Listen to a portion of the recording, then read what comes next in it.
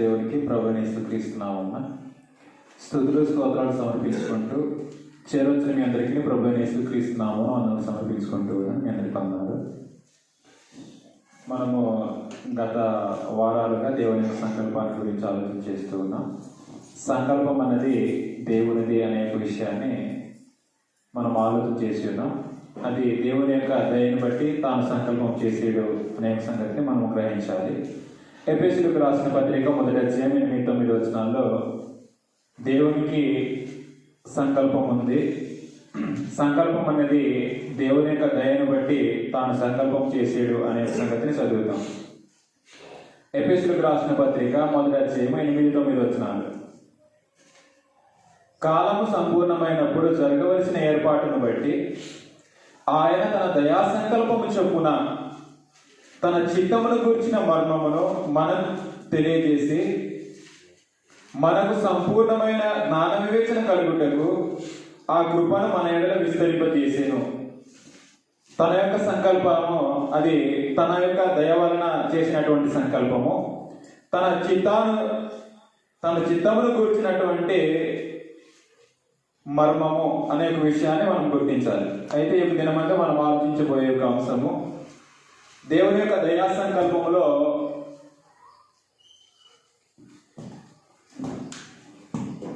ఐదు విషయాలు ఉంటాయనే సంగతులను ఆలోచన చేసాము. అందులో ఒక సంగతిని గురించి ఈ యొక్క దినమంతా ఆలోచన చేద్దాం. దేవుని యొక్క సంకల్పంలో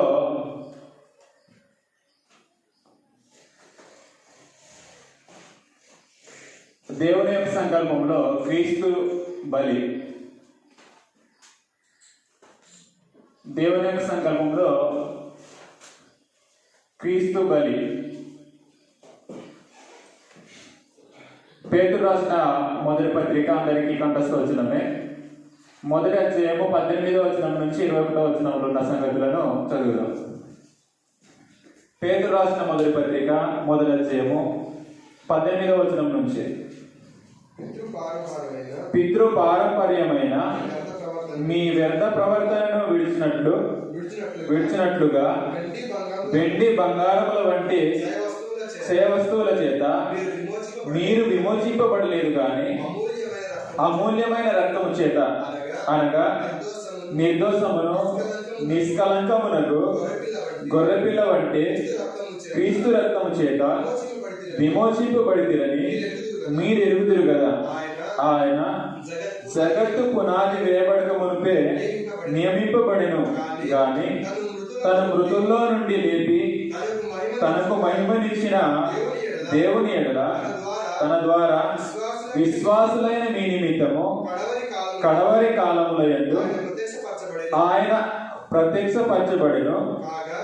కాగా మీ విశ్వాసమును నిరీక్షణయు దేవుని యందు ఉంచబడి ఉన్నవి. మీరు ఇందులో గమనించినట్లయితే యేసు ప్రభువును దేవుడు నియమించాడు అనే సంగతిని మనకు అర్థమవుతుంది. మొట్టమొదటిది దేవుడు క్రీస్తును నియమించాను.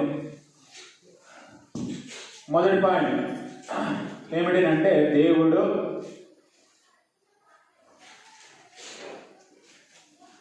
క్రీస్తును నియమించాడు.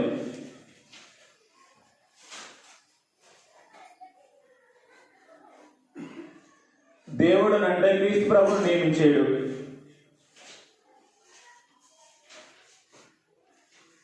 ఆ నియమించిన దేవుడు క్రీస్తును ఎప్పుడు నియమించాడో ఆ సంగతిని మనము ఈ యొక్క వచనంలో మనం గ్రహించవచ్చు. ఎప్పుడు నియమించాడు అంటే మరొకసారి ఆ యొక్క చదివినటువంటి లేఖన భాగంలోనే 20వ వచనాన్ని చదివినప్పుడు ఆయన జగత్తు పునాది వేయబడక మునిపే అది నియమింపబడేను అనేసింది. దేవుడు క్రీస్తుని ఎప్పుడు నియమించాడు అంటే జగత్తు పునాది వేయబడక మునుపు. జగత్తు పునాది వేయబడక మునిపే, జగత్తు పునాది వేయబడక మునిపే దేవుడు క్రీస్తును నియమించాడు. అందుకని దాన్ని మనం ఏమని చదువుకున్నామని అంటే తన దయా సంకల్పం కాలము సంపూర్ణమైనప్పుడు ఆ యొక్క వచనాన్ని మరొకసారి జ్ఞాపకం చేసుకుందాం. ఎఫెసీయులకు రాసిన పత్రిక 1:8 వచనంలో, కాలము సంపూర్ణమైనప్పుడు జరగవలసిన ఏర్పాటును బట్టి దేవుడు జగత్తు పునాది వేయబడక మునిపే క్రీస్తును నియమించాడు. ఆ నియమించిన సంకల్పము ఎప్పుడు అది సంపూర్ణం అవ్వాలంటే కాలము పరిపూర్ణమైనప్పుడు ఆ సంకల్పాన్ని ఏం చేసాడు అంటే, కాలము సంపూర్ణమైనప్పుడు జరగవలసిన ఏర్పాటును బట్టి తన యొక్క సంకల్పం అనుసరించి ఎప్పుడు జగత్తుకు పునాది వేయబడక మునిపే నియమించిన యేసు ప్రభు కాలము పరిపూర్ణమైనప్పుడు ఆయనను పంపించాడు. అది అలాగే ఏర్పాటు చేసాడు దేవుడు క్రీస్తును నియమించాడు. ఎప్పుడు నియమించాడు అనేసి ఆలోచన చేసినప్పుడు జగత్తు పునాది వేయబడక మునిపే. రెండవది ప్రకటన గ్రంథం 13:8. ప్రకటన గ్రంథం 13:8.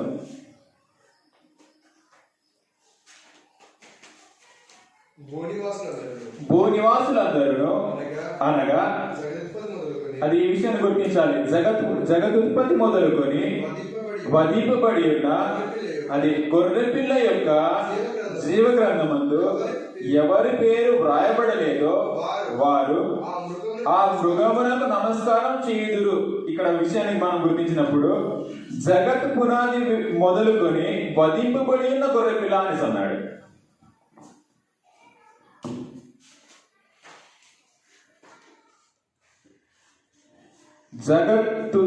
జగత్ పునాది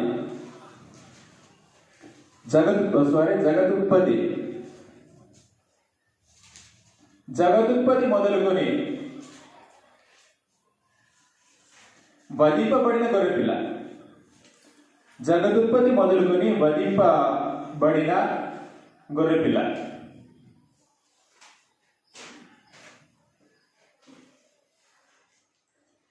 యేసుప్రభు ఎప్పుడు నియమింపబడ్డాడు అంటే జగత్తుకు ఉత్పత్తి చేయముందుగానే నియమింపబడ్డాడు. అలా నియమింపబడిన యేసుప్రభువును కాలము సంపూర్ణమైనప్పుడు పంపించడం జరిగింది. దానినే మనము జగత్తు పునాది వేయబడక మునుపు జగదుత్పత్తి మొదలుకొని అనేక సంగతులు చదువుతున్నాం. క్రీస్తు ప్రభు జగత్తు పునాది వేయబడక మునిపే నియమింపబడ్డాడు. ఎవరి నిమిత్తం నియమింపబడ్డాడు అంటే మనుషులందరి కొరకు నియమింపబడ్డాడు. కొరింథీయులకు రాసిన మొదటి పత్రిక 2వ పత్రిక 5వ అధ్యాయము 14-15 వచనంలో ఎవరి కొరకు జగత్ పునాది వేయబడక మునిపే నియమింపబడ్డాడో ఆ యొక్క సంగతులను కొరింథీయులకు రాసిన 2వ పత్రిక 5వ అధ్యాయము 14-15 వచనంలో మనము గ్రహించగలం. క్రీస్తు ప్రేమ మమ్మును బలవంతము చేయుచున్నందున ఆయన అందరి కొరకు మృతి పొందెను కనుక అందరూ మృతి పొందిరనియో జీవించు వారికి మీదట తమ కొరకు కాక తమ నిమిత్తము మృతి పొంది తిరిగి లేచిన వారి కొరకే జీవించుటకు ఆయన, అది ఈ విషయాన్ని గుర్తించాలి, ఆయన అందరి కొరకు మృతి పొందిననియో నిశ్చయించుకొనుచున్నాము. యేసు ప్రభు జగత్తు పునాది వేయబడక మునిపే నియమింపబడ్డాడు. ఎందుకు నియమింపబడ్డాడు అంటే అందరి కొరకు మృతి పొందాలని. అందరి కొరకు మృతి పొందాలని, ఒకరి కొరకు కాదు. అందరి కొరకు మృతి పొందాలని నియమింపబడ్డాడు.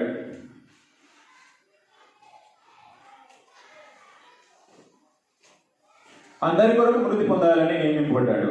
ఎప్పుడనంటే జగత్తు పునాది వేయబడక మునుపు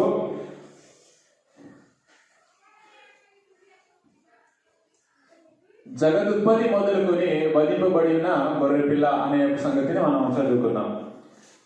ఎందుకు అందరి కొరకు మృతి పొందాలి? ఎందుకు అందరి కొరకు మృతి పొందాలి అంటే రెండో పాయింట్గా, ఎందుకు అందరి కొరకు మృతి పొందాలి అంటే విమోచన క్రయధనముగా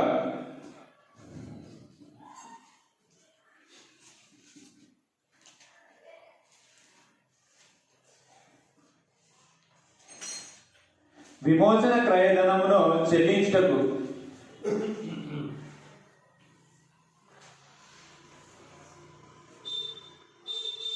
విమోచన క్రయధనమును చెల్లించుటకు క్రీస్తు ఈ లోకంలోకి వచ్చాడు. మీరు గమనించండి, దేవుడు క్రీస్తు నియమించాడు. ఎప్పుడు నియమించాడు అంటే జగత్తు పునాది వేయబడక మునిపే నియమించాడు. ఆ నియమించిన క్రీస్తు ప్రభు ఎందుకు నియమింపబడ్డాడు అంటే అందరి కొరకు మృతి చెందడానికి, అందరి కొరకు చావడానికి. తన యొక్క చావులో ఏం జరుగుతుంది అంటే విమోచన క్రయధనం చెల్లించడానికి ఈ లోకానికి తాను వచ్చాడనంట. విమోచన క్రయధనం అనేది చెల్లించడానికి ఈ లోకానికి వచ్చాడు. మార్కు సువార్త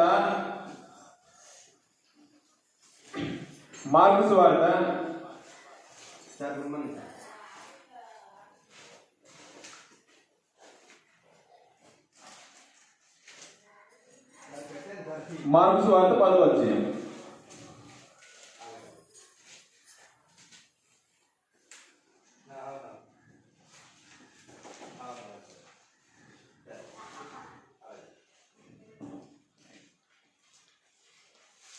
మార్కు సువార్త 10వ అధ్యాయము 45వ వచనం. మనుష్య కుమారుడు, మార్కు సువార్త 10వ అధ్యాయము, మనుష్య కుమారుడు, ఇక్కడ చదువుతాం, ఒకసారి చదువుదాం.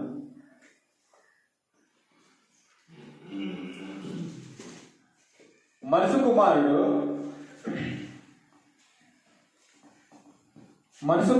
పరిచారం చేయించుకున్నటకు రాలేదు కానీ పరిచారం చేయటకును. ఈ విషయాన్ని మనము మనసులో పెట్టుకోవాలి. అనేకులకు ప్రతిగా విమోచన క్రయధనముగా తన ప్రాణం ఇచ్చుటకు వచ్చేనని.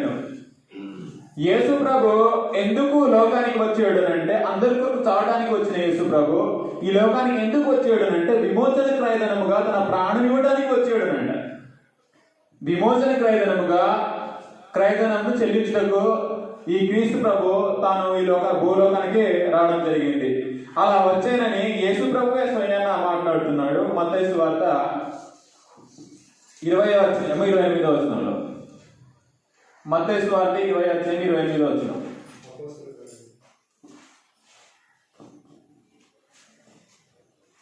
మత్తయి సువార్త 28వ వచనంలో యేసు ప్రభువే నేను ఈ లోకానికి చావడానికి వచ్చాను, తన యొక్క ప్రాణాన్ని ఇవ్వటానికి తాను వచ్చిన యేసు ప్రభు తానే చెప్పుకున్నాడు. అలాగే మనుష్య కుమారుడు పరిచారం, ఇక్కడ మాట్లాడుతుంది ఎవరు అంటే యేసు ప్రభువే మాట్లాడుతున్నాడు.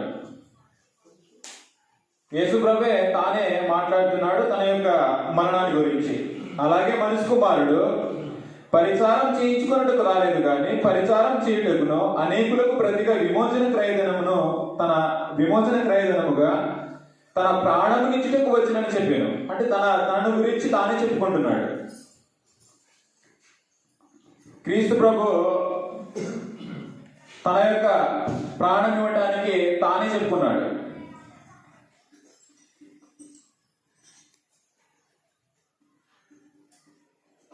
యేసు ప్రభు తన ప్రాణం ఇవ్వటానికి వచ్చానని యేసు ప్రభువే చెప్పుకున్నాడు.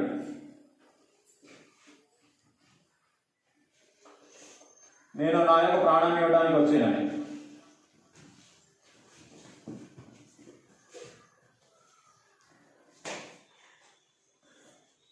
రెండవది, బాప్తిస్మం యోహాను చెప్పాడు యేసు ప్రభు ప్రాణం పెట్టడానికి వచ్చిన ఒక గొర్రె పిల్లని. యోహాను సువార్త 1:29వ వచనంలో. యోహాను సువార్త 1వ అధ్యాయము 49వ వచనం. 29 కాదు, 49వ వచనం. 49:29 ఒకసారి చూద్దాం. లోక పాపములు మోసుకొని పోవు దేవుని గొర్రె పిల్ల అని మాట ఉండేది.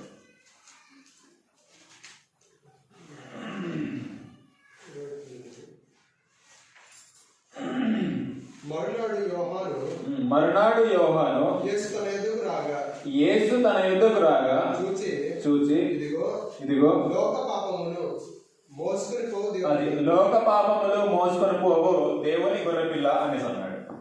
అంటే బాప్తిస్మమిచ్చే యోహాను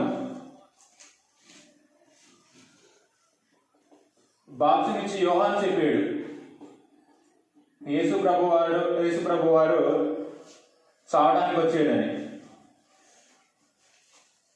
యేసు ప్రభే చెప్పుకున్నాడు.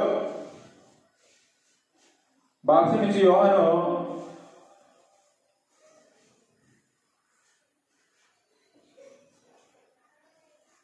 యేసు ప్రభు తాను చావడానికి వచ్చాడు అనే సంగతిని తెలియజేసినట్టు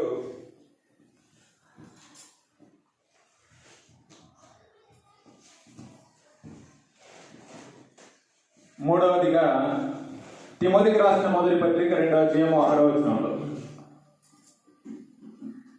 తిమోతికి రాసిన మొదటి పత్రిక 2వ అధ్యాయం 6వ వచనంలో యేసు ప్రభు చెప్పాడు తాను విమోచన క్రయధనంగా వచ్చానని. అలాగనే బాప్తిస్మమిచ్చే యోహాను చెప్పాడు. అలాగే ఇంకా అపోస్తులు కూడా దాని గురించి సాక్ష్యం ఇచ్చారంట. ఈయన అందరి కొరకు అది విషయాన్ని ఇక్కడ అపోస్తులు మాట్లాడుతున్నారు. ఆయన విమోచన క్రయధనముగా తను తానే సమర్పించుకొనెను. దీనిని గూర్చిన సాక్ష్యము అది యుక్త కాలముల యందు ఆ విషయాన్ని మనం గుర్తించినప్పుడు అపోస్తులు ఇక్కడ సాక్ష్యం ఇస్తున్నారనంట. యుక్త కాలముల యందు ఇయ్యబడెను. 7వ వచనంలో ఈ సాక్ష్యం ఇచ్చుటకై నేను ప్రకటించువాడను అపోస్తులుడు గాను విశ్వాస సత్యముల విషయములో అన్యజనులకు బోధకుడు గాను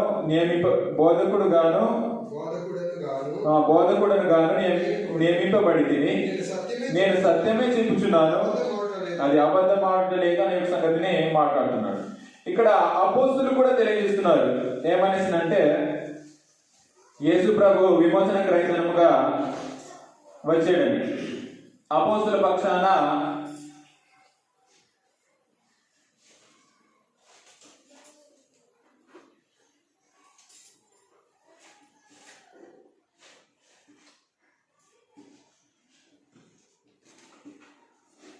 యేసు ప్రభే తెలియజేశాడు నేను విమోచన క్రయధనముగా వచ్చానని.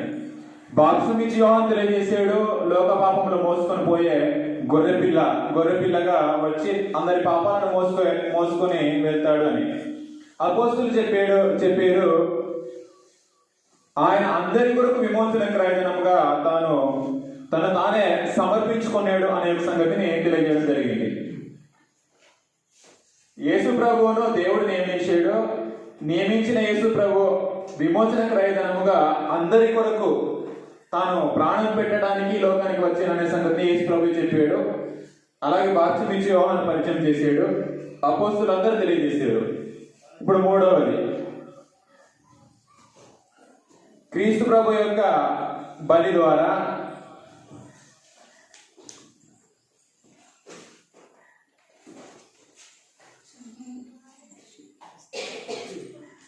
క్రీస్తు బలి ద్వారా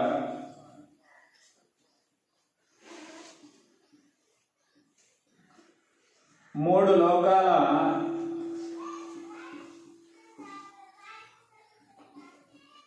సమస్య పరిష్కారం.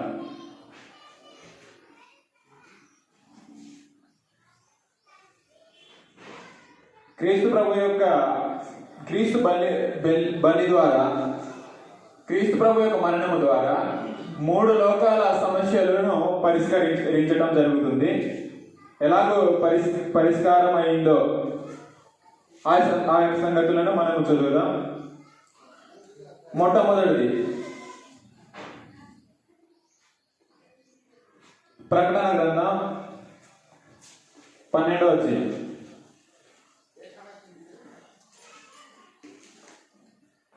ప్రకటన గ్రంథం 12వ అధ్యాయము 7వ వచనం నుంచి మనం 13వ వచనం వరకు చదివినప్పుడు అక్కడ దేని గురించి మాట్లాడుతున్నాడు అంటే పరలోకపు సమస్యను గురించి పరలోకంలో ఒక సమస్య ఉంటుందంట. పరలోక సమస్య ఏంటో చదువుదాం.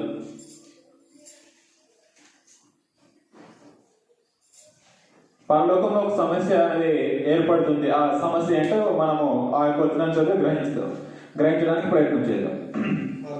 అంతటా పరలోకమందు యుద్ధము జరిగేను. మికాయేలును అతని దూతలను ఆ ఘట సర్పముతో యుద్ధం చేయవలనని ఉండగా ఆ ఘట సర్పమును దాని దూతలను యుద్ధము చేసిరి గాని గెలవలేకపోయి గనుక పరలోకమందు వారికి ఇక స్థలము లేకపోయిను. ఈ విషయాన్ని మనం గుర్తించాలి. 9వ వచనంలో కాగా సర్వలోకమును మోసపుచ్చుచు అపవాదనియు సాతాననియు పేరు గల ఆది సర్పమైన ఆ మహాఘట సర్పము పడద్రోయబడెను. అది భూమి మీద పడద్రోయబడెను. దాని దూతలను దానితో కూడా పడద్రోయబడింది. 10వ వచనం మనం గుర్తించాలి. పరలోక సమస్య ఏంటో 10వ వచనంలో మనకు చాలా క్లియర్ గా కనబడుతుంది. మరియు ఒక గొప్ప స్వరము పరలోకమందు ఇలాగు చెప్పుట వింటిని. విషయాన్ని ఇప్పుడు గుర్తించాలి. రాత్రి పగలు మన దేవుని ఎదుట మన సహోదరుల మీద నేరము మోపువాడైన అపవాది. అది పరలోకపు సమస్య ఏమిటంటే రాత్రి పగలునంట దేవుని ఎదుట మన సహోదరుల మీద నేరం మోపడానికి అపవాది అనే ఈ యొక్క వ్యక్తి, అపవాది దేవుని యొక్క సముఖంలో మాటికి వెళ్ళేవాడునంట. దేనికి వెళ్ళేవాడునంటే మన యొక్క సహోదరుల మీద నేరం మోపడానికి.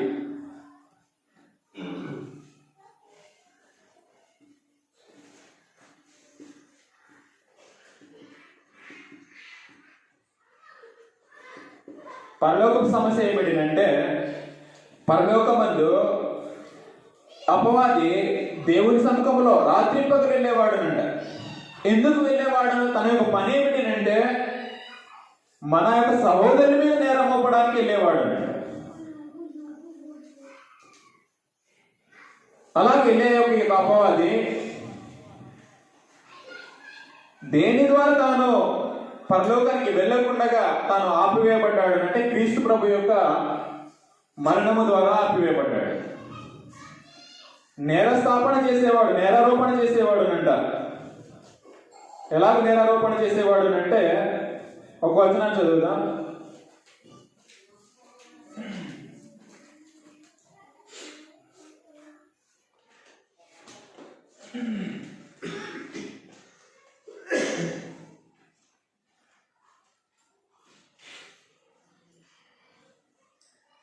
జకర్యా గ్రంథం 3వ అధ్యాయము మొదటి 2 వచనాలు. జకర్యా గ్రంథం 3వ అధ్యాయం మొదటి 2 వచనాల్లో అపవాది దేవుడి సముఖంలో వెళ్ళి ఫిర్యాదు చేసేవాడునంట. ఎలాగో ఫిర్యాదు చేసేవాడు అంటే నేరారోపణ చేసేవాడు, నేరాన్ని మోపేవాడు. మరియు యెహోవా దూత ఎదుట ప్రధాన యాజకుడైన యెహోషువ నిలబడుటయు సాతాను ఫిర్యాది అయి అతని కుడిప్రాసమున నిలబడుటయు అతడు నాకు కనబరిచెను.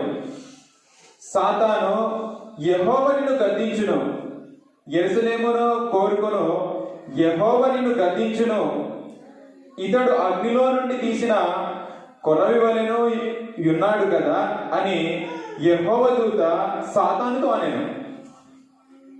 3వ వచనంలో యెహోషువ మలిన వస్త్రములు ధరించిన వాడై దూత సముఖములో నిలబడి ఉండగా దూత దగ్గర నిలిచి ఉన్న వారిని పిలిచి ఇతని మైల బట్టలు తీసివేయుడని ఆజ్ఞాపించి నేను నీ దోషమును పరిహరించి ప్రశస్తమైన వస్త్రములతో నిన్ను అలంకరించుచున్నాను అని సెలవిచ్చాడు. సాతాను ఏం చేస్తున్నాడు అంటే యెహోషువ అనేటువంటి ఒక ప్రధాన యాజకుడును చూపిస్తూ అతన్ని ఎలాగ ఫిర్యాదు చేస్తున్నాడు అంటే అతడు పాపం చేసిన వాడు, అతనిలో పాపం కనిపిస్తుంది అని నేరారోపణ చేస్తున్నాడు అంట. నేరారోపణ చేస్తే ఈ దేవుని యొక్క దూత ఏం చేసిందంటే ఆ పాపములను తీసివేసింది అంట. ఆ పాపములను తీసివేసింది. మూడవ వచనంలో యెహోషువ మలిన వస్త్రం ధరించిన వాడై దూత సముఖంలో నిలవబడి ఉండగా, మలిన వస్త్రములోనంటే పాపపు యొక్క స్వభావం అన్నది, పాపపు యొక్క పని అన్నది కనిపిస్తుంది యెహోషువలో. పాపాలతో తాను నిలబడి ఉన్నాడు.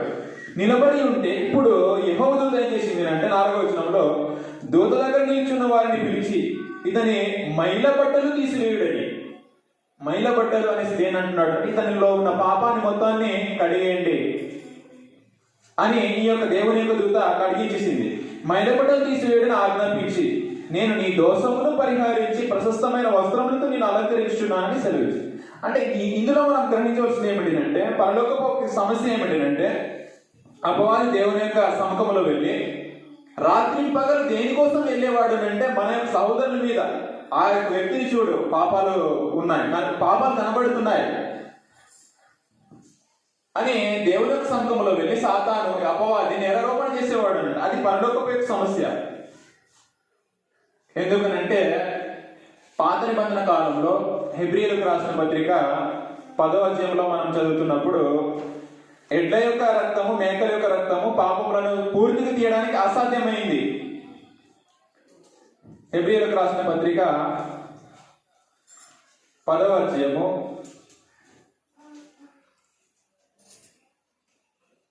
3వ వచనంలో, 10వ అధ్యాయం 3వ వచనం, అయితే ఆ బలులు అర్పించుట చేత ఏటేటా పాపములు జ్ఞాపకమునకు వచ్చున్నవి. 4వ వచనం, ఏలగనగా ఎడ్ల యొక్కయు మేకల యొక్కయు రక్తము పాపములను తీసివేయట అసాధ్యం. అంటే ఎడ్ల యొక్క రక్తము, మేకల యొక్క రక్తము పాపములను పూర్తిగా తీయడానికి అసాధ్యమైంది.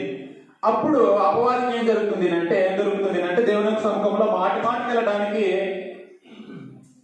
తనకు ఏం చేస్తున్నాడు అంటే సహోదరులు కనిపిస్తున్నారు, వాళ్ళ మీద నేరం మోపడానికి దేవుని సముఖంలో మాటికి వెళ్ళేవాడు. ఎప్పుడైతే ప్రభువైన యేసుక్రీస్తు తన యొక్క మరణము ద్వారా, తన యొక్క అమూల్యమైన రక్తము ద్వారా పాపములను ఏది ఉంచకుండా శుద్ధులుగా కడిగేసిన తర్వాత ఈ అపవాది పరలోకంలో వెళ్ళకుండా పడద్రోయబడ్డాడు అని అంట. అదే విషయాన్ని మరొకసారి చదువుదాం. హెబ్రీయులకు రాసిన పత్రిక 12వ అధ్యాయము 10వ వచనంలో, మరియు ఒక గొప్ప స్వరము పరలోకమందు ఇలాగ చెప్పుట వింటిని, రాత్రి పగలు మన దేవుని ఎదుట మన సహోదరుల మీద నేరము మోపువాడని అపవాది పడద్రోయబడి ఉన్నాడు అని. పడద్రోయబడ్డాడు అంట. ఎలాగ పడద్రోయబడ్డాడు అంటే శాశ్వతంగా వెళ్ళకుండా, పరలోకం వెళ్ళకుండా ఆపివేయబడ్డాడు. గనుక ఇప్పుడును రక్షణయు శక్తియు రాజ్యమును మన దేవుని వాయును, ఇప్పుడు అధికారం ఆయన క్రీస్తు ఆయన అనిస్తుంది. ఎప్పుడైతే యేసు ప్రభు తన యొక్క అమూల్యమైన రక్తము చేత, ఎఫెసీయులకు రాసిన పత్రిక 1వ అధ్యాయంలో ఒకసారి చదువుదాం. ఎఫెసీయులకు రాసిన పత్రిక 1వ అధ్యాయం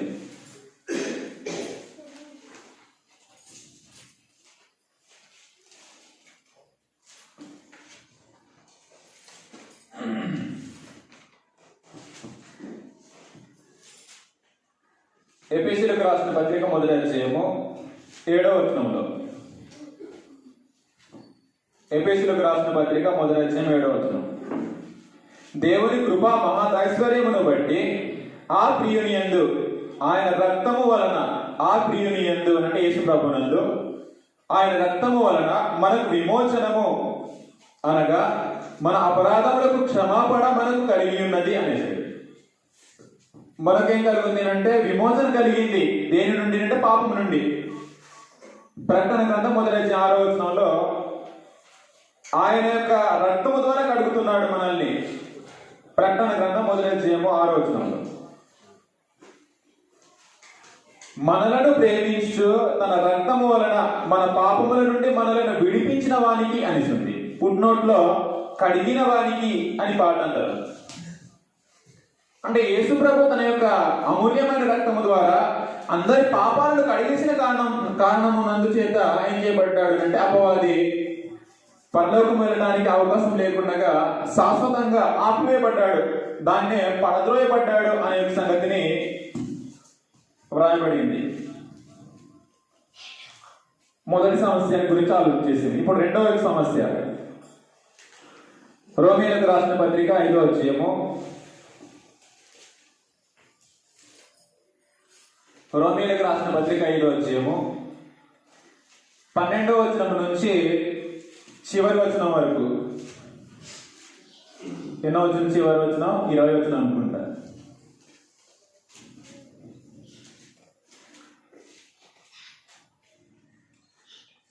భూలోకపు సమస్య.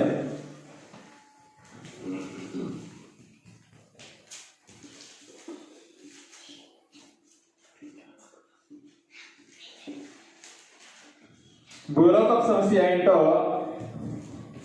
రోమీయులకు రాసిన పత్రిక 5వ అధ్యాయం 12వ వచనం చదువుతున్నప్పుడు భూలోకపు యొక్క సమస్యను మనము అందులో గ్రహించగలం. ఇట్లుండగా ఒక మనుషుని ద్వారా పాపము ద్వారా మరణమును లోకంలో ఎలాగూ ప్రవేశించనో అలాగనే మనుషులందరూ పాపం చేసినందున మరణము అందరికీ సంప్రాప్తమాయను అనిస్తుంది. పుట్నోట్లు ఏమనిస్తున్నాడు అంటే అందరి ద్వారా వ్యాపించను. అంటే మరణ ప్రభుత్వం అనేది భూలోకపులో పెద్ద సమస్యగా మారిపోయింది. అంటే ప్రతి ఒక్క మనిషి కూడా ఆత్మ సంబంధమైన మరణాన్ని అనుభవిస్తున్నాడు. ప్రతి ఒక్క మనిషి, ఒక వ్యక్తి కూడా తప్పించుకోవడానికి అవకాశం లేకుండా అందరూ పాపం చేసిన ప్రతి వాడు మరణానికి లోనవుతున్నాడు. దానినే 14వ వచనంలో, ఆయనను ఆదాము చేసిన అతిక్రమమును పోలి పాపము చేయని వారి మీద కూడా ఆదాము మొదలుకొని మోసే వరకు మరణమేనెను అనేసింది. ఇప్పుడు భూలోకపు యొక్క సమస్య ఏమిటంటే మరణము. మరణము అంటే అది ఆత్మ సంబంధమైన మరణము, దేహ మరణము కాదు. అయితే అనేక మంది తాము ఆత్మ సంబంధమైన మరణాన్ని భౌతిక సంబంధమైన మరణంతో ముడిపెట్టి మాట్లాడకూడదు, అది తప్పవుద్ది. ఇక్కడ ఆదాము ద్వారా వచ్చిన యొక్క మరణము ఆత్మ సంబంధమైన మరణమే కానీ దేహ మరణము కాదు, భౌతిక సంబంధమైన మరణం కాదు. ఈ యొక్క మరణము ఎవడైతే పాపం చేస్తున్నాడో పాపం చేసిన ప్రతి వానికి ఏలుబడి చేస్తుంది. ఇది ఎక్కడ ప్రారంభమైంది అంటే ఆదికాండం 2వ అధ్యాయము 18వ వచనంలో 19వ వచనంలో. ఆదికాండము 2వ అధ్యాయము 18వ వచనం 17వ వచనం. ఇది ఎలా సంప్రాప్తమైంది అంటే ఆదికాండము 2వ అధ్యాయం 17వ వచనంలో.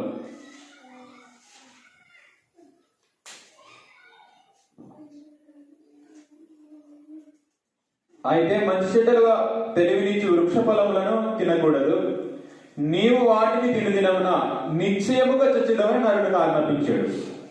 దీన్ని తింటే నువ్వు చస్తావు, నువ్వు తినకూడదు అన్నది ఆజ్ఞ.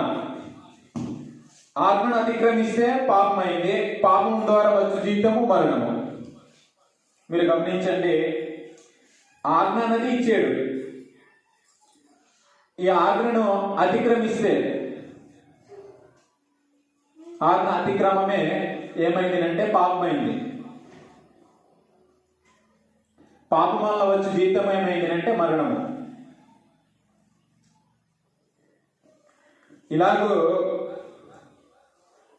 ప్రతి ఒక్కరు కూడా ఏం చేసేవారు అంటే పాపం చేస్తున్నారు. రోమా పత్రిక 3వ అధ్యాయం 23వ వచనంలో, రోమీయులకు రాసిన పత్రిక 3వ అధ్యాయం 23వ వచనం,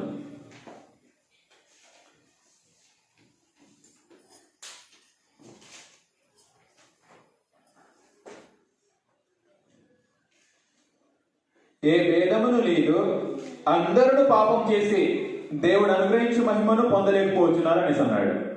అందరూ పాపం చేశారంట. ఒక వ్యక్తి కూడా పాపం చేయకుండా బ్రతకలేదు. అందరూ పాపం చేశారు అనే విషయాన్ని ఇక్కడ పౌలు గారు తెలియజేస్తున్నారు. అదే విషయాన్ని మొదటి రాజుల గ్రంథం 8వ అధ్యాయము 41 వచనం అనుకుంటా, 41 వచనమో 47 వచనం ఒకసారి చూద్దాం. జ్ఞానైన సొలొమోను కూడా అన్నాడు, పాపం చేయని వాడు ఎవడును లేడు అనే యొక్క స్టేట్మెంట్ ఇచ్చాడు. మొదటి రాజుల గ్రంథం 8వ అధ్యాయము 46వ వచనం. 46వ వచనం.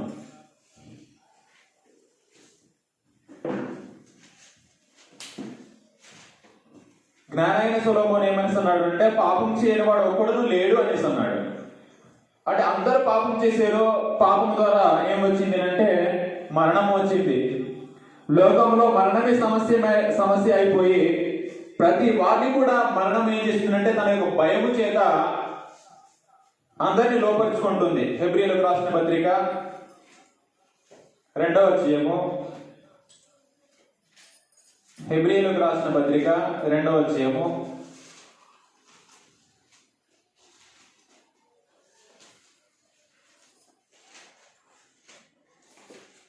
14-15 వచనాల్లో. హెబ్రీయులకు రాసిన పత్రిక 2వ అధ్యాయము 14-15 వచనం.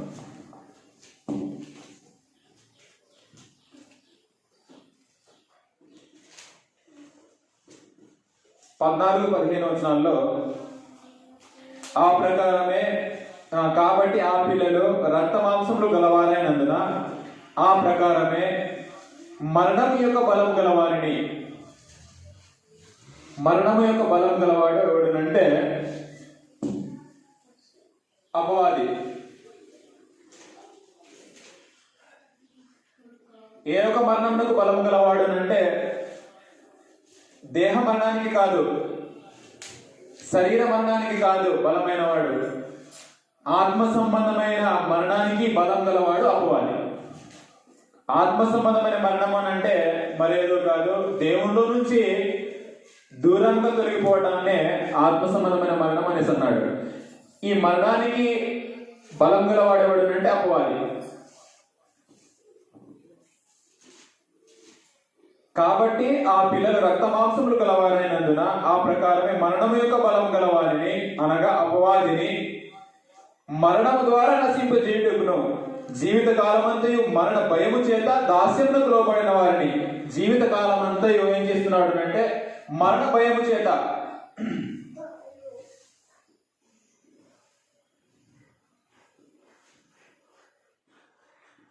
జీవిత కాలం అంతయు, ఒక కాలం కాదు, మరణ భయము చేత దాస్యములకు లోబడిన వారినంట.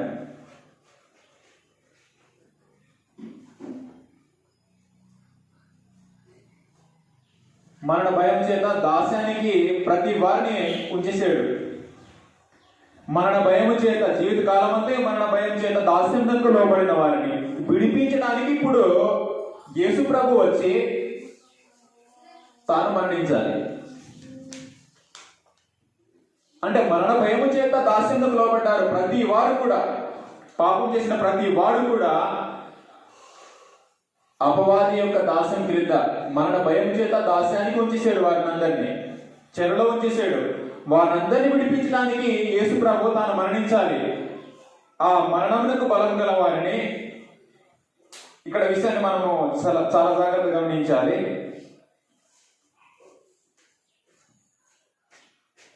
కాబట్టి ఆ పిల్లలు రక్త మాంసములు గల వారైనందున ఆ ప్రకారమే మరణం యొక్క బలం గల వారిని అనగా అపవాదిని మరణము ద్వారా నశింపజేయుటకు అని అన్నాడు. ఇక్కడ 2 మరణాల గురించి మాట్లాడాడు. మొదటి మరణం ఏమిటంటే, మొదటి మరణము ఆత్మ సంబంధమైన మరణం.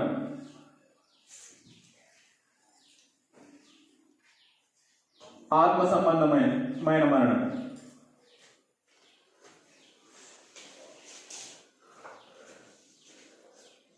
రెండవది భౌతిక సంబంధమైన మరణం.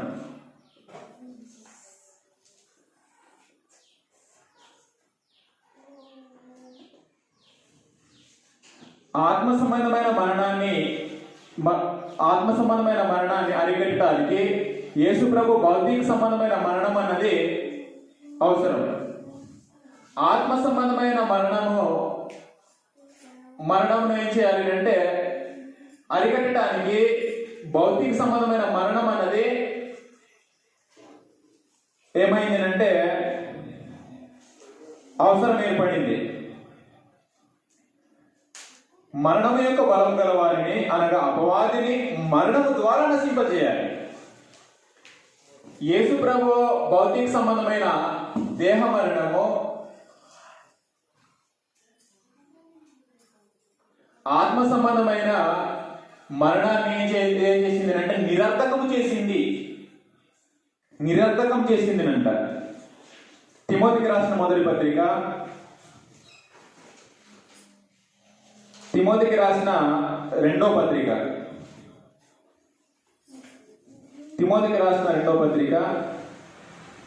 మొదటి అధ్యాయము 9-10 వచనాల్లో. తిమోతికి రాసిన రెండో పత్రిక మొదటి అధ్యాయము 9-10 వచనాలు కలిసి ఉన్నాయి. 9-10 వచనాలు. మన క్రియలను బట్టి కాక తన స్వకీయ సంకల్పమును బట్టి అనాది కాలంలోనే క్రీస్తునందు మనకు అనుగ్రహింపబడినది క్రీస్తును మన రక్షకుని ప్రత్యక్షత వలన బయలుపరచబడినదియునైనా తన కృపను బట్టి మనలను రక్షించే పరిశుద్ధమైన పిలుపుతో ఆయన మనలను పిలిచెను. ఈ విషయాన్ని మనము గుర్తించాలి. ఆ క్రీస్తు యేసు మరణమును నిరర్థకము చేసి జీవమును అక్షయతను సువార్త వలన వెలుగులోనికి తెచ్చెను. మరణమును ఏం చేసాడు అంటే నిరర్థకం చేసాడు అంట. మరణాన్ని నిరర్థకం చేసాడు. భూలోకంలో సమస్యగా ఉన్న మరణాన్ని నిరర్థకం చేసాడు. అంటే భూలోకపు యొక్క సమస్యను తీర్చాడు.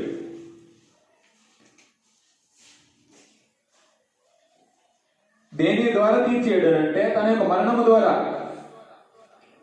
మరణం యొక్క బలం గల వారిని అనగా అపవాదిని మరణము ద్వారా నశింపజేసి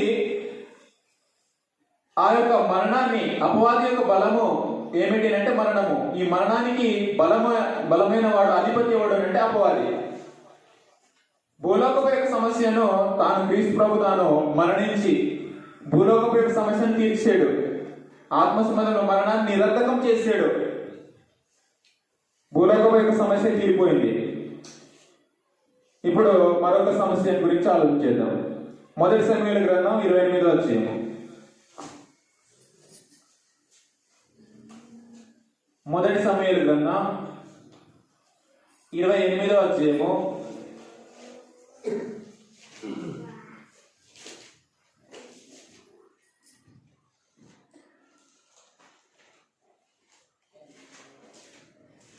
19వ వచనంలో. మొదటి సమూయేలు గ్రంథం 28వ అధ్యాయము 19వ వచనం.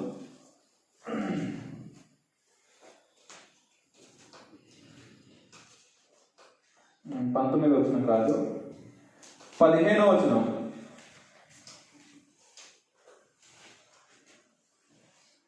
మృతుల లోకపు యొక్క సమస్య.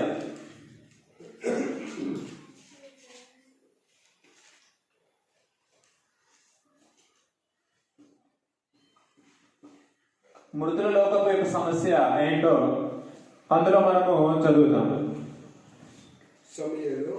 సమూయేలు నన్ను పైకి రమ్మని నీవెందుకు తొందర పెడితేవని సౌలు అడుగుతాడు. మనము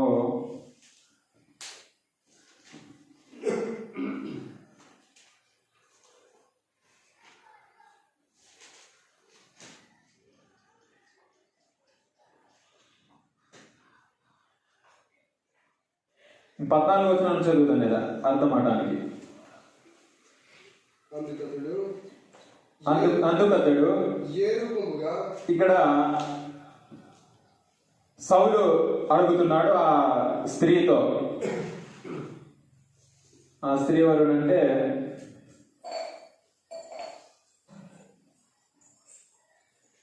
కర్ణపిశాచి గల స్త్రీ. ఆ స్త్రీతో సౌలు మాట్లాడుతున్నాడు. అందుకతడు అంటే ఆ రాజు, సౌలు రాజు మాట్లాడుతున్నాడు. ఏ రూపముగా ఉన్నాడని దాన్ని అడిగినందుకు అది అంటే కర్ణపిశాచి గల స్త్రీ దుప్పటి కప్పుకొని నా ముసలివాడు ఒకడు పైకి వచ్చున్నాడనగా సౌలు అతడు సమూయేలు అని తెలుసుకొని సాగిలపడి నమస్కారం చేశాను. 10వ వచనంలో సమూయేలు నన్ను పైకి రమ్మని నీవెందుకు తొందర పెట్టిదివని సౌలును అడగగా సౌలు నేను బహు శ్రమల్లో ఉన్నాను. ఇక్కడ విషయం ఏమిటంటే మృతుల్లోకంలో వెళ్ళిన ఒక వ్యక్తులు వాళ్ళకి ఏం కలుగుతుంది అంటే వాళ్ళు ఏం చేయాలి అంటే విశ్రాంతి అనేది తీసుకోవాలి. కానీ విశ్రాంతిలో ఉన్న వారికి కూడా సమస్యగా ఉంది. ఏమిటంటే పాతాళంలో కూడా అపవాది యొక్క ఆధిపత్యం ఉంది.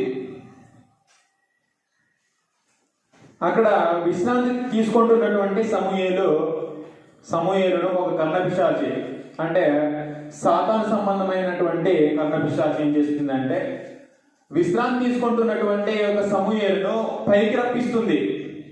అంటే ప్రశాంతత లేదు.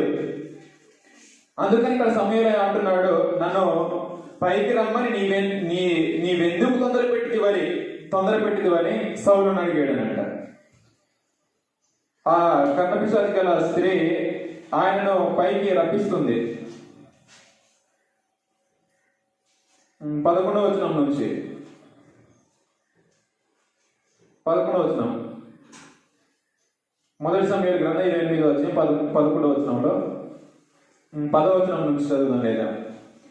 అందుకు సౌలు యెహోవా జీవం తోడు దీనిని బట్టి నీకు శిక్ష ఎంత మాత్రమును రాదని యెహోవా నామమును ప్రమాణం చేయగా 11వ వచనం ఆ స్త్రీ నీతో మాట్లాడుటకై నేనెవరిని రప్పింపవాలని అడుగుగా అతడు సమూయేలును రప్పింపవాలని. అంటే మృతుల్లోకంలో ఉన్న వారిని కూడా కర్ణపిశాచి చిలంగి కలిగినటువంటి యొక్క స్త్రీలు అపవాది సంబంధమైన స్త్రీలు ఏం చేసేవారు అంటే మృతుల్లోకంలో విశ్రాంతి తీసుకుంటున్న వారిని కూడా పైకి రప్పించగలిగేవినంట. అంత శక్తి అన్నది వీరికి ఉండేది, కర్ణపిశాచి గల వారికి కానీ చిలంగి కలిగినటువంటి వారికి కానీ. అప్పుడు ఈ యొక్క సమస్యను కూడా తీర్చేయాలి. దేని ద్వారా తీర్చబడాలి అంటే క్రీస్తు ప్రభు మరణం ద్వారా తీర్చబడాలి. అది ఎలా తీర్చబడింది అంటే మనం ఒక వచనం చదువుదాం. ప్రకటన గ్రంథం 1వ అధ్యాయము 18వ వచనం. ప్రకటన గ్రంథం 1వ అధ్యాయము 18వ వచనం.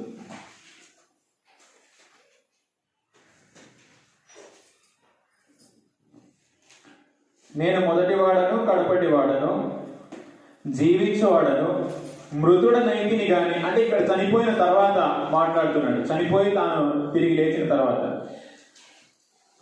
మృతుడనైతిని గాని ఇదిగో యుగ యుగములు సజీవుడనై ఉన్నాను మరియు మరణము యొక్కయు పాతాళము యొక్కయు తాళపు చెవులు. తాళము అనే దేన్ని ఉపయోగిస్తాడు అంటే ఆ అధికారమునకు సింబలిక్ గా తాళాన్ని చూపిస్తాడు. మరణము యొక్కయు పాతాళ లోకము యొక్కయు తాళపు చెవులు నా స్వాధీనములో ఉన్నవి. మరణము యొక్కయు పాతాళము మృతులోకంలో ఏముంది అంటే పాతాళం ఉంది.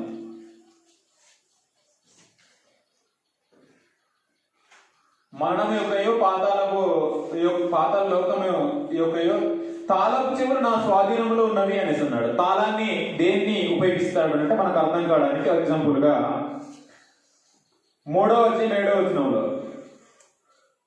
3వ అధ్యాయం 7వ వచనం ప్రకటన గ్రంథం 3వ అధ్యాయము 7వ వచనంలో తాళాన్ని దేన్ని చూపించడానికి తాళాన్ని ఉపయోగిస్తాడు అంటే ప్రకటన గ్రంథం 3వ అధ్యాయం 7వ వచనంలో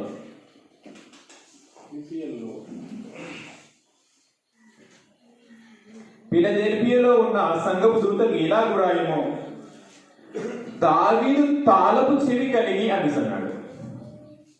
దావీదు యొక్క తాళపు చెవి అనేది ఎందుకు నిమిత్తం వాడబడ్డాడు అంటే దావీదు సింహాసనమందు ఆయన వచ్చాడు కాబట్టి.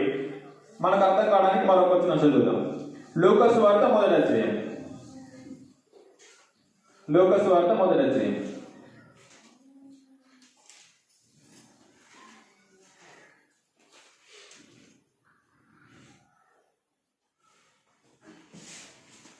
32, 33 వచనాలు. 32, 33 వచనాలు, లేదా 31 వచనం నుంచి చదువు. లూకా సువార్త మొదటి అధ్యాయము 31, 33 వచనాల్లో దావీదు తాళపు చెవి ఎలాగూ తాను కలిగి ఉన్నాడో అనే సంగతిని మనం అర్థం కావడానికి వచనం చదువుదాం. ఇదిగో నీవు గర్భము ధరించి కుమారుని కని ఆయనకు యేసు అను పేరు పెట్టుదువు. ఆయన గొప్పవాడై, అంటే పుట్టబోయే యొక్క బిడ్డని గురించి మాట్లాడుతున్నాడు. ఆయన గొప్పవాడై సర్వోన్నతుని కుమారుడు అనబడును. ప్రభు అయిన దేవుడు ఆయన తండ్రి అయిన దావీదు సింహాసనమును ఆయనకిచ్చును. అది దావీదు యొక్క సింహాసనాన్ని ఆయన పొందుకున్నాడు కాబట్టి దావీదు తాళపు చెవి కలిగి, దావీదు యొక్క తాళపు చెవి కలిగినంటే దావీదు సింహాసనాన్ని ఆయన పొందుకున్నాడు, అధికారాన్ని పొందుకున్నాడు కాబట్టి దావీదు యొక్క తాళపు చెవి కలిగి అనే ఒక మాటను ఉపయోగించాడు. ఇప్పుడు ఇక్కడ విషయాన్ని మనం గుర్తించాలి. మరణము యొక్క పాతాల లోకము యొక్క తాళపు చెవులు నా దగ్గర ఉన్నాయని యేసు ప్రభు మాట్లాడుతున్నాడు. అంటే ఆధిపత్యం నా దగ్గర ఉంది అని అర్థం. మరియు మరణం యొక్క పాతాల లోకము యొక్క తాళపు చెవులు నా స్వాధీనంలో ఉన్నవి, అంటే అధికారం నా స్వాధీనంలో అయింది అనే విషయాన్ని చెప్పడానికి సింబలిక్ గా తాళపు చెవిని చూపించాడు. మనకు అర్థం కావాలి. క్రీస్తు బలి ద్వారా మూడు లోకాల సమస్యలను పరిష్కారం అయింది. ఎలాగ పరిష్కారం అయిందో ఈ 3 సంఘటనలు ఆలోచన చేసాము. మొట్టమొదటి పరలోకపు సమస్య. అపవాది మాటికి రాత్రి పగలు దేవుని సముఖంలో వెళ్ళి నేరం మోపడానికి వెళ్ళేవాడు. అపవాది పడద్రోయబడ్డాడు, అంటే ఆపివేయబడ్డాడు క్రీస్తు ప్రభు బలి ద్వారా. రెండో యొక్క సమస్య మరణం యొక్క సమస్య. ఆదాం మొదలుకొని మోసే వరకు ప్రభుత్వం ఏలుతున్న యొక్క మరణము, ఆత్మ సంబంధమైన మరణాన్ని యేసు ప్రభు తన యొక్క మరణం ద్వారా నిరర్ధకం చేసాడు. మూడవ యొక్క సమస్య మృతుల లోకపు యొక్క సమస్య. అంటే మృతులోకంలో వెళ్ళిన వారు విశ్రాంతి తీసుకుంటున్న వారికి కూడా పైకి లేపగలిగేటటువంటి శక్తి అన్నది అపవాది యొక్క అనుచరులకు ఉండేది. అందుకని అది కూడా ఏం చేయబడింది అంటే క్రీస్తు ప్రభు మరణం ద్వారా క్రీస్తు ప్రభు యొక్క అధికారంలోకి వెళ్ళిపోయింది. ఇప్పుడు పాతాళము కూడా ఏ సమస్య అన్నది ఉండదు ఇంకా క్రీస్తులోనికి వచ్చిన వారికి. మత్తయి సువార్త 16వ అధ్యాయంలో అదే విషయాన్ని మాట్లాడతాడు. మత్తయి సువార్త 16వ అధ్యాయము 18వ వచనం నుంచి.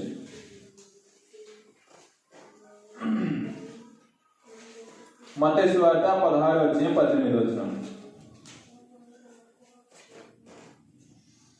మరియు నీవు పేతురవు, ఈ బండ మీద నా సంఘమును కట్టుదురు. పాతాళ లోక ద్వారములు దాని ఎదుట నిలువనేరవని నేను నీతో నిశ్చయముగా చెప్పుచున్నాను అని అన్నాడు. అంటే సంఘం ఎదుట పాతాళ లోక ద్వారాలు నిలువనేరవనంట, ఏం చేయలేవు. పాతాళము యొక్క సమస్య అనేది ఉండదనంట. 19వ వచనంలో పరలోక రాజ్యం యొక్క తాళపు చెవులు నీకు ఇచ్చేదను. నీవు భూలోకమందు దేని బంధింతువో అది పరలోకమందును బంధింపబడును, భూలోకమందు దేని విప్పుదువో అది పరలోకమందును విప్పబడును అని అతను చెప్పాడు. అంటే ఇందులో మనం గుర్తించవలసింది ఏమిటంటే పాతాళపు యొక్క సమస్య అనేది కూడా లేకుండా క్రీస్తు ప్రభు యొక్క బలి ద్వారా పరిష్కారం అయింది. కాబట్టి దినమందు దేవుని యొక్క సంకల్పంలో క్రీస్తు బలి, దేవుడు క్రీస్తును నియమించాడు. ఎప్పుడు నియమించాడు అనే సంగతిని ఆలోచన చేసాం. జగత్తు పునాది వేయబడక మునిపే దాన్ని జగదుత్పత్తి మొదలుకొని వధింపబడిన గొర్రెపిల్ల అని మనం చదువుకున్నాం. ఆ మరణం అన్నది క్రీస్తు ప్రభు మరణించాలి. ఎవరి కొరకు మరణించాలి అంటే అందరి కొరకు మరణించాలని జగత్తు పునాది వేయబడక మునిపే నియమించడం జరిగింది దేవుడు క్రీస్తులో. రెండవది క్రీస్తు ప్రభు యొక్క మరణము అందరి కొరకు. ఎందుకు అందరి కొరకు అంటే విమోచన క్రయధనం అనేది చెల్లించాలి. విమోచన క్రయధనమును చెల్లించడానికి క్రీస్తు తాను లోకానికి వచ్చి మరణించవలసినటువంటి అవసరత అనేది ఏర్పడింది. అలా ఏర్పడిందని యేసు ప్రభు తన యొక్క మాట ద్వారా చెప్పుకున్నాడు. బాప్తిసం ఇచ్చి యోహాను కూడా చెప్పాడు, లోక పాపములు మోసుకొని పోవు దేవుని యొక్క గొర్రెపిల్ల అని. అపోస్తులు చెప్పారు, అందరి కొరకు విమోచన క్రయధనముగా తాను మరణించాలి అనే సంగతిని అపోస్తులు చెప్పారు. క్రీస్తు యొక్క బలి ద్వారా 3 లోకాల సమస్య అనేది పరిష్కారం అనేది జరిగింది అనే విషయాన్ని మనం ఆలోచన చేసింది. కాబట్టి ఈ యొక్క విషయాలను మీ మనసులో ఉంచుకోవాలని ఇంతవరకు శ్రద్ధగా ఓపికతో మీ అందరికీ ప్రభు యేసు క్రీస్తు నామమున వందనాలు సమర్పించుకుంటూ ముగిస్తారని నేను అనుకుంటున్నాను.